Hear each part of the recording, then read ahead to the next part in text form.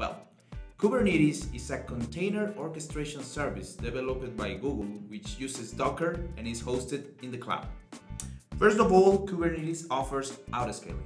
Secondly, it offers blue-green deployments. Third, it offers multi-availability zones for its pods. And finally, it offers automated health checks, failovers, and rollback. Basically, Kubernetes is more robust than other container orchestration tools, but we translate this robustness on the fact that Kubernetes offers a better disposability approach for containers.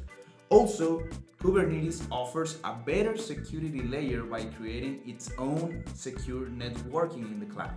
And lastly, Kubernetes has the big advantage of being able to run on several cloud providers such as AWS, Microsoft Azure, and Google Cloud Platform.